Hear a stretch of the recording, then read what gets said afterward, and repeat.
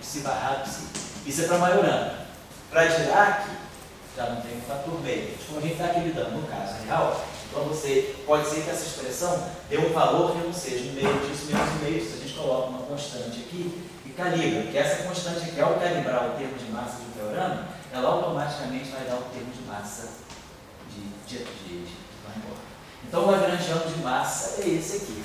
E acabou. Agora, só para finalizar, a gente já tinha falado em aulas precedentes, não usando esse método, mas usando simplesmente o método da componente mais alta, que é colocar as interações. Em 3 dimensões, a gente pode, como esse φ tem dimensão de massa B, então o termo de alta interação, vamos falar assim, o termo de alta interação, vou botar selfie,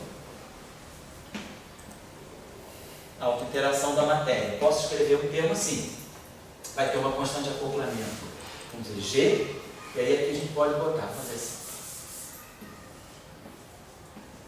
D3x, D2θ. Lembrando que D2θ sempre aqui, não ficou.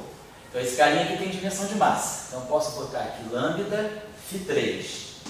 Φ tem dimensão de massa meio. Então vai ficar massa 3 meios com massa. Vai ficar massa 5 meios. Então essa constante de acoplamento aqui vai ter dimensão de massa a meio. O que faz dela uma constante de acoplamento super renormalizada. Então tudo bem. E aí aqui eu posso colocar um termo que vai ser, posso colocar aqui lambda sobre 3 e aqui um G sobre 4, φ4. Se eu colocar esse termo φ4, então isso aqui vai ter dimensão no final do dia de massa ao quadrado, que vai se juntar com essa massa aqui da massa terceira, e essa constante de acoplamento aqui é massa zero, é adimensional, que é uma constante de acoplamento renormalizada. Então, a ação de matéria, o autoacoplamento de matéria supersimétrica em 3 dimensões, vai ter essa estrutura escalar a terceira, supercampo escalar a terceira, supercampo escalar a quarta. Claro que aí, eliminando, passando isso para a componente, aí vai fazer aqui todo aquele joguinho de novo.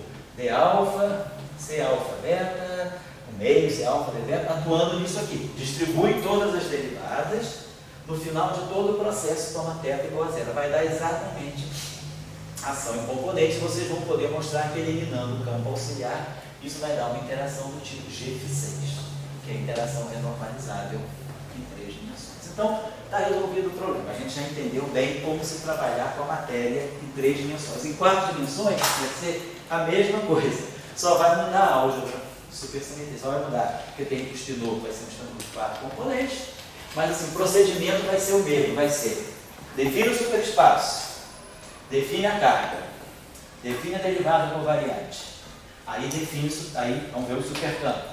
Tira as componentes do supercampo, projeta, cadê a alfa? A gente vai ter uma álgebra de derivadas covariantes, como a gente tem aqui, e depois define a medida. Só que lá a medida vai ser, como nós temos ferro de 4 componentes, a medida vai ser D4θ. Eu vou ter um Spinor de Majorana com 4 componentes, não com 2 só.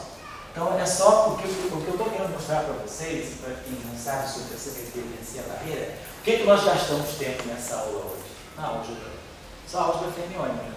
Não tem a supersimetria, o procedimento, a gente, no momento que entendeu o que é o superespaço, a gente motivou para chegar ao superespaço, a gente entendeu o que é o superespaço, a expansão em θ, supercampo é a expansão em θ, define as cargas, define as derivadas e trabalha a álgebra. O que nós precisamos aqui de importante em 3 dimensões foram essas relações objeto, do anticomutador das derivadas, esse comutador aqui seria alguma coisa correspondente a D barrado D com 1 D gama, quer dizer, é a derivada quadrática supersimétrica com a derivada única que dá esse comutador. Essa relação aqui, que é identicamente zero, nos ajudou muito. E depois, como reduzir um problema com 3 derivadas a um problema com 1 derivada. Então, com isso aqui a gente fixou tudo. Em 4 dimensões, a gente vai ter que fazer a mesma coisa, só que a álgebra vai ser diferente. Eu vou ter um Spinor, a minha derivada covariante não vai ter uma componente, vai ter 4, porque o meu Spinor em 4 dimensões eu vou trabalhar com o Spinor de Majorana, que é θ1, θ2, θ3, mas com as mesmas relações, θ, aquela mesma coisa, θ barrado, θ, vai ser θ transposto, C é menos 1, θ. O que diz respeito às propriedades dos Spinor de Majorana são as mesmas coisas, só vai mudar o número de índices, então a álgebra vai ficar um pouquinho aumentadinho, mas o que a gente está tentando fazer, trabalhando no superespaço, a vida fica muito mais simples, porque a gente depois projeta o componente. Né? Não precisa ficar multiplicando aqueles supercampos todos, porque como a gente quer ação em componente, basta a gente propor, até por argumentação dimensional a gente tem uma ideia. Sabendo a dimensão do supercampo, a gente pode compor. Então eu tenho supercampo, termo de massa é quadrático, então tem que ser um supercampo ao quadrado. Você vê que a possibilidade é essa. Aqui é a mesma coisa, termo cinético, né? Eu tenho que ter derivada. Então eu pego essa derivada e tenho que formar escalar de lógica. Aqui é a mesma coisa. Então é simples. Em 4 dimensões isso não vai aparecer.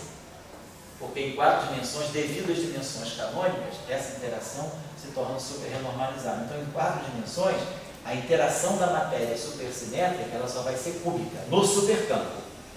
Cúbica no supercampo vai dar uma interação φ4 em campo componente, que é a interação renormalizada. Então, semana que vem, a gente não vai trabalhar ainda em 4 dimensões. Vamos fazer agora o setor de gate. Então, vamos ver como é que fica uma QED supersimétrica em 3 dimensões. Temos a matéria complexa, vai ter a simetria de fase, tudo igual a QED. A única coisa, nós já vimos nas aulas precedentes, eu acho que na terceira aula, algumas aulas atrás, a gente viu, só para finalizar, que aonde é que eu vou encontrar um campo vetorial em algum supercampo. Então a gente viu o seguinte, o supercampo escalar, ele apenas nos deu escalar, férmion, e o escalar auxiliar. Então aqui não aparece campo de gate. Aí a gente pensou, vamos pegar um supercampo, puxa vida, a gente pode chamar um supercampo estelorial de Majorana. Então esse supercampo é estelorial. Aí a gente vai fazer a expansão dele. A primeira componente vai ser estelorial, vamos dizer, psi-alfa.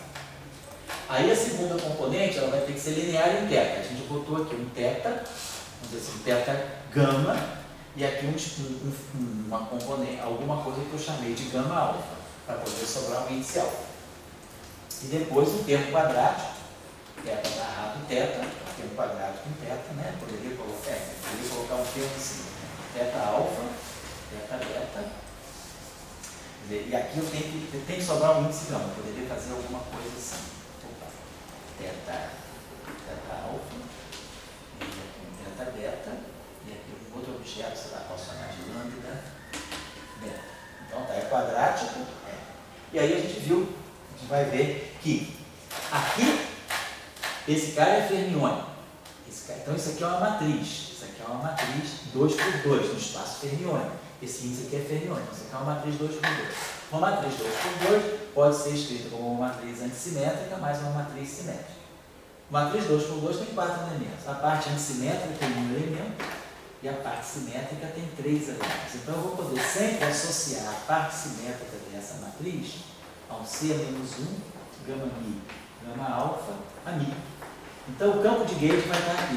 Então eu vou ter um campo de gate e vou ter aqui, isso aqui tem um índice fermiônico, eu tenho o gatino, então aqui está o fotino, aqui tem o fóton, mas nós vamos ver que acompanhando o fóton tem um escalar. Então a super QED em 3 dimensões, ela tem como parceiros do fóton um objeto escalar, que eu posso chamar, sei lá, de S, e o fotino, que é o objeto fermiônico que eu vou chamar de lambda. Então, na semana que vem, nós vamos trabalhar esse supercampo, o supercampo que tem um índice estelorial. Então, o que tem escalar não consegue carregar espinho vetorial, não consegue carregar espinho. Mas quando eu jogo, já transformo o meu supercampo em um supercampo estelorial, aí a gente já começa a aparecer o fóton e o fotino. Então, na semana que vem, a gente vai trabalhar teoria de gate. E aí a gente, a partir daqui, vai ter que construir o FMI. Então, o supercampo potencial, ele contém os potenciais. Depois a gente vai ter que ver quem é o supercampo field strength. Eu vou ter que tirar um field strength a partir daqui para poder ter o FMI. Porque o FMI, ele é uma outra estrutura. Ele não vive junto com a Mi. Eu vou ter um supercampo. Da mesma forma que no espaço de Minkowski. O potencial é um vetor, mas o FMI é um tensor. Então esse cara vive numa representação, que é a representação meio-meio. Esse cara vive numa outra representação, que é um 0 mais 0,1. Então, o potencial e a intensidade de campo, do ponto de vista do espaço de Minkowski, eles estão em representações diferentes. A mesma coisa vai acontecer no superespaço. Quem é a representação de campos do superespaço? São os supercampos. O que são os campos para o espaço de Minkowski? São os supercampos para o superespaço.